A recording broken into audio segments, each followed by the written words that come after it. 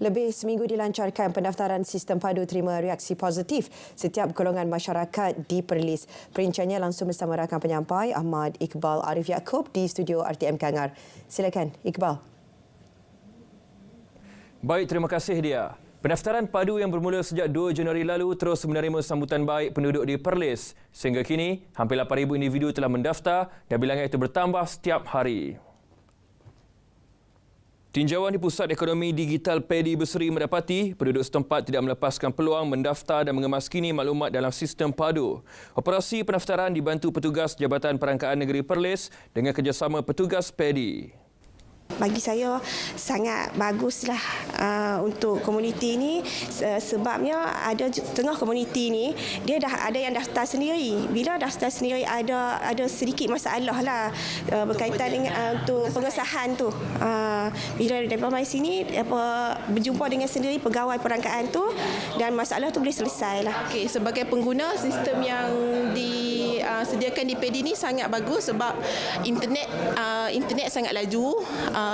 Sistem kemudahan yang baik, sistem juga cepat dan juga sistem yang sistematik, tak ada benda-benda yang serabutlah untuk kita nak buat, so dia senang je untuk kita daftar.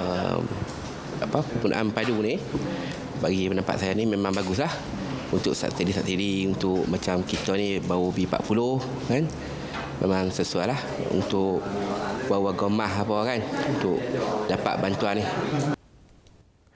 Selain Pedi Berseri, Jabatan Perangkaan Perlis turut membuka 13 kaunter lain di seluruh negeri selain di bangunan Persekutuan Kangar dan Pejabat Perangkaan Negeri.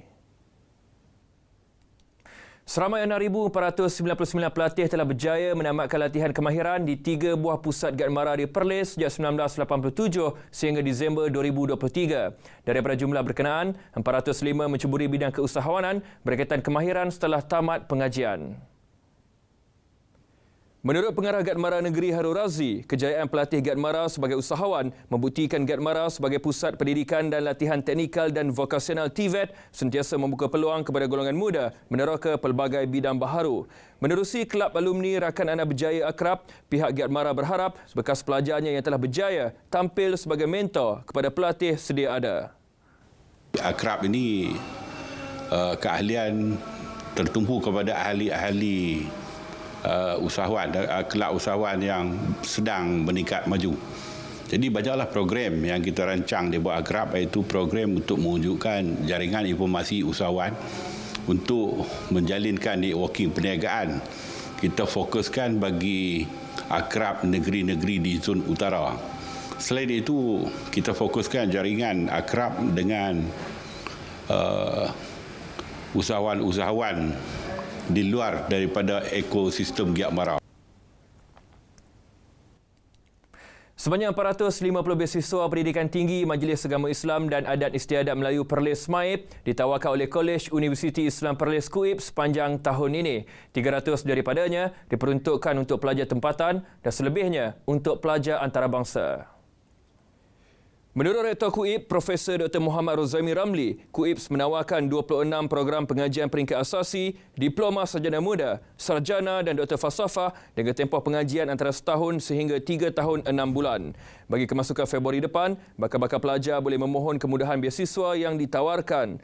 Beasiswa merangkumi keseluruhan yuran pengajian, kemudahan asrama, elang sara hidup bulanan serta bayaran pendaftaran masuk.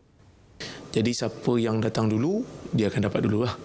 Itu tak termasuk beasiswa, skim beasiswa Ain Medicare yang kita beri untuk asasi. Yang tu ada lagi 10 kerusi. Tak termasuk lagi skim beasiswa Yayasan Ansar Hadis untuk pelajar-pelajar pasca, iaitu master dan juga PhD, yang tu diberikan oleh yayasan. Tapi itu khusus untuk bidang hadis je lah. Ketika ini, 1,277 pelajar sedang mengikuti pelbagai bidang pengajian di KUIP. KUIP sekini dalam fasa mendapatkan penarafan sebagai universiti penuh kepada Universiti Islam Antarabangsa Tuanku Syed Sirajuddin Yuni Siraj. Sekian paparan berita dari Perlis hari ini. Dari sungai hingga ke segara, Palestin pasti merdeka. Kembali semula bersama dengan rakan tugas Dian Kasapuri, silakan. Baik, terima kasih Iqbal langsung dari Perlis.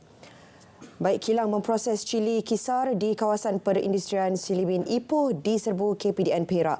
Disyaki menggunakan logo halal tidak sah. Serbuan dijalankan dengan kerjasama penguatkuasa Kementerian Kesihatan semalam. Menurut pengarah KPDN Perak, Datuk Kamaluddin Ismail, operasi dijalankan hasil maklumat awam dan risikan pihaknya. Lelaki tempatan berusia lingkungan 60-an dipercayai pemilik premis gagal mengemukakan sebarang perakuan halal ketika diminta. Susulan itu, kesemua cili kisar disyaki menggunakan logo halal tidak sah. Barangan pembungkusan dan dokumen lain disita di bawah Akta Perihal Dagangan 2011. Nilai keseluruhan rampasan dianggar lebih RM43,000. Premis turut diarah ditutup kerana tahap kebersihan tidak mencapai piawaian ditetapkan.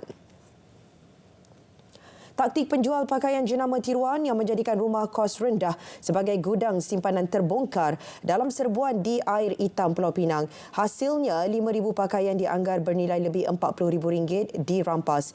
Serbuan dibuat penguatkuasa Kementerian Perdagangan Dalam Negeri dan Kos Sara Hidup Pulau Pinang. Turut ditahan seorang individu tempatan berusia 27 tahun. Semakan mendapati semua barangan terbabit dijual di platform dalam talian. Suspek dipercayai menyewa premis terbabit pada kadar RM500 sebulan.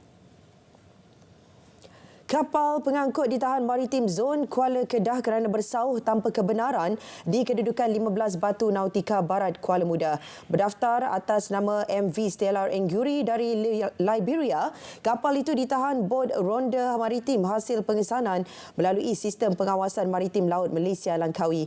Kenyataan pengarah Zon Maritim Kuala Kedah, Komander Maritim Nor Azrianti Ishak menyebut pemeriksaan lanjut mendapati nakhoda gagal mengemukakan sebarang dokumen kebenaran bersauh.